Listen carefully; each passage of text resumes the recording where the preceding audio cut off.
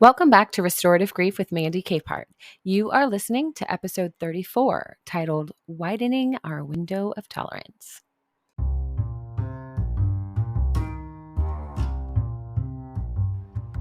The window of tolerance is a concept to help us check in with ourselves and return our nervous system to a grounded position when we are experiencing grief or trauma from any source.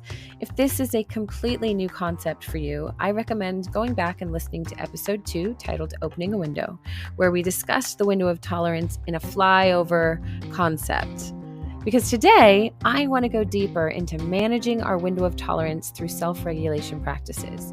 Hopefully, by the end of this, you will have at least one go-to tool for grounding when everything seems too big, too noisy, or too much.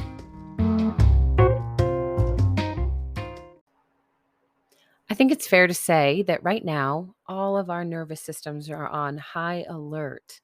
Between the politics, school shootings, wars, the pandemic, things seem bleaker than ever. I am personally working overtime to regulate my own nervous system and succeeding about 60% of the time. Everything around us right now is horrific. Of course, there's always good in the world, but that doesn't mean we have to push aside our pain and just appreciate the beauty that exists. We need to learn how to come alongside our nervous system and support, changing how we navigate loss and tragedy altogether. The first step in widening our window of tolerance when we are faced with stressors or grief is acknowledging that all our internal responses are just our nervous system at work. In an ideal season of life, our nervous system alerts us to stressors and we navigate those with self awareness and measured responses. I actually love the description of our window of tolerance as a river. When you float down a river, the wider parts of the river see the flow of water moving more slowly, allowing us to feel relaxed and in control. We can see any disruptions as they approach and make a plan to navigate them intentionally. But when the river is more narrow, the water moves quickly and floating down it can feel less safe, to say the least. That faster movement can lead us into dysregulation. And this is where we start to finally feel overwhelmed, recognizing that we're out of energy or a little uncomfortable. We're not necessarily out of control, but maybe we feel like we're losing track of time or tasks. We might also go the other way where we feel agitated, anxious, and start feeling upset really easily. Again, we're uncomfortable, but not yet out of control. This is the opportunity we have to disrupt the natural self protection of our nervous system to fight, flee, or freeze. And the strategies we employ to do so begin with our awareness. Noticing these moments of dysregulation empowers us to partner with our nervous system. It's an incredible feeling to notice your own agitation, to pause, and recognize that you need and want to try something different in the moment. So let's transition and talk about the strategies. Because we use a whole self model at Restorative Grief, we're going to look at what it means to widen the river or reopen the window of tolerance through methods of connecting with our mind, heart, body, and spirit, the whole self model of healing. You may relate to only one of these in particular, and that's great. You only really need one good strategy to disrupt your spiraling nervous system and get it to a place where you can ask for more help. So, I'm going to unpack 4 strategies, one for each area of our whole self. We're also talking about this actively in the Restorative Grief Project, my private coaching group that's currently hosted on Facebook. So, feel free to request a membership because it's free and private and meaningful. It's a great place for you to have a chance to converse with others about this hard season we are all in the middle of. So let's start with the mind. Practicing mindfulness is a somewhat nebulous offering if you're unclear on what that can mean, but it simply means to come back into the present moment by bringing your thoughts to your surroundings. You can become aware of surroundings through the 5-4-3-2-1 exercise. You might be familiar with it already. You identify 5 things that you can see, 4 things that you can feel, 3 things that you can hear, 2 things that you can smell, and 1 thing that you can taste. You can also observe something in the room with you more intentionally, noticing the curves of it or the edges, picking up a statue or a paperweight and feeling the weight of it in your hands. Whatever brings your mind back to the present reality where you are in that moment without allowing judgmental thoughts or interruptions. Observe whatever brings your mind back to the present reality where you are seated in that moment without allowing judgmental thoughts or interpretations to interrupt the practice. I find so many people are resistant to a practice like this. And to be fully honest, I think it's pride, as if some of us should be superhuman, able to resist basic instincts like a misfiring nervous system. And if that's you, I am lovingly asking you, give your nervous system a chance to ask for help. So that brings me to the heart and reducing shame. The shame we experience after dysregulation, or even moving beyond dysregulation into what's known as hypoarousal or hyperarousal, is so limiting. It's so unkind.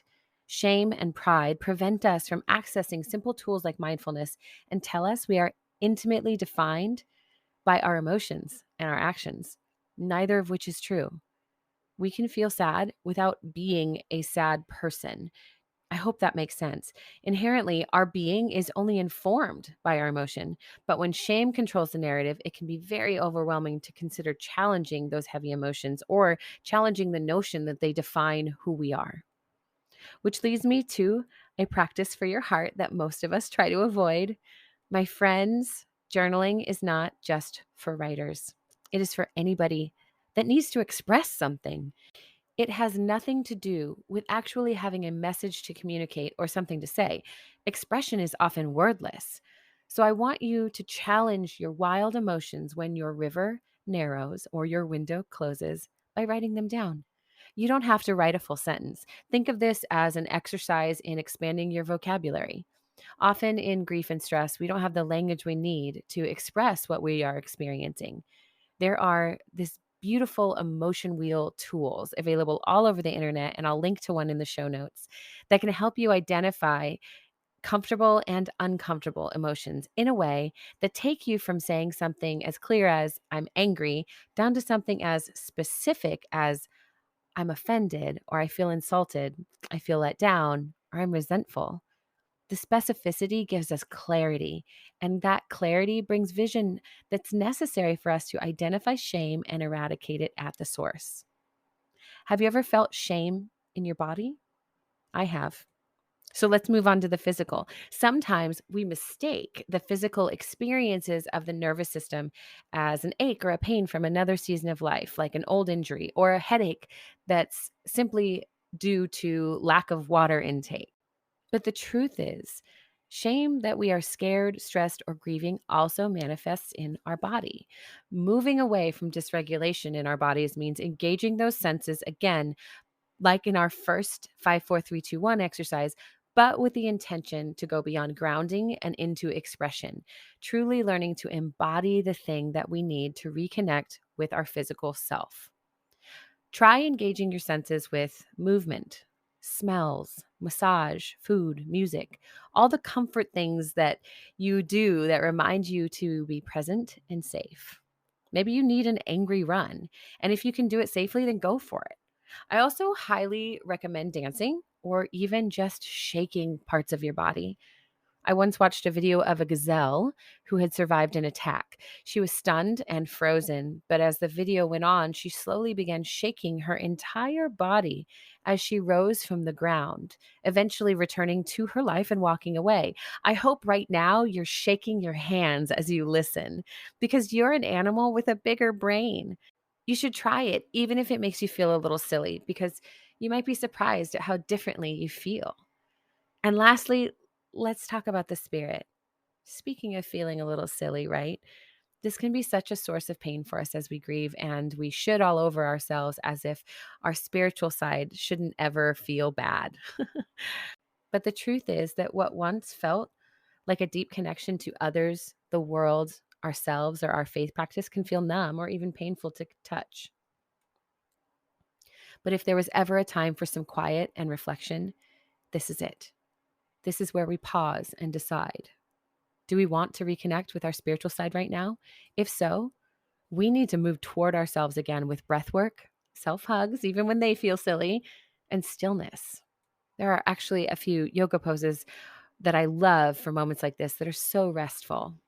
Corpse pose, where you just lie very still on a flat surface, or leg up the wall pose, which is exactly what it sounds like.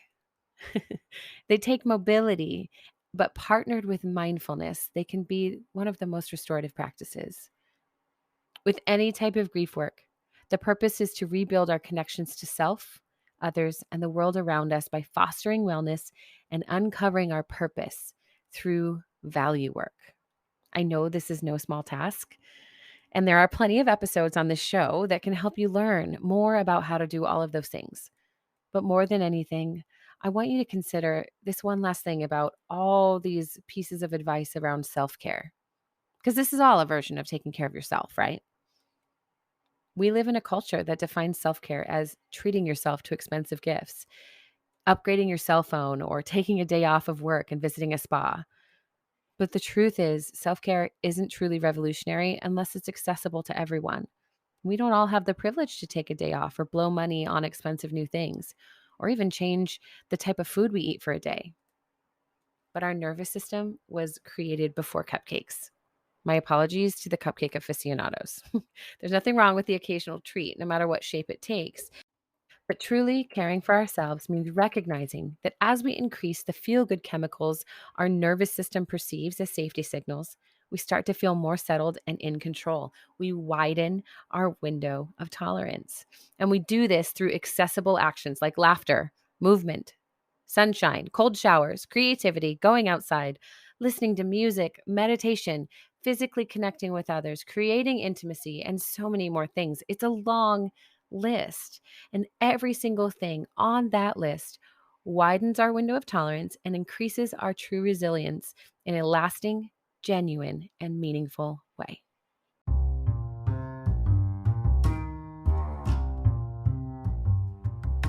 Thank you for listening to episode 34 of Restorative Grief. I want to say quickly, because we ended on the conversation of resilience, that it's easy to believe that our resilience comes from simply surviving the myriad traumas we experience in life. But our current culture actually created a pseudo-resilience that we hold on to by teaching us that we had to cope and compartmentalize instead of processing our wounds and integrating our stories into our sense of self. Resilience isn't built through repression, but through confession of our pain and connection to ourselves and others. If this is your first time listening to Restorative Grief, thank you for choosing such a meaningful episode to join us on. I hope you'll choose to subscribe, and please leave a review wherever you listen, because those reviews are exactly how you help other grievers and grief supporters find us as a resource when they need it the most. And that's the whole reason the show exists. And one last thing, the only solution for grief is to do the work of grieving. Thank you for listening. I'll see you next week.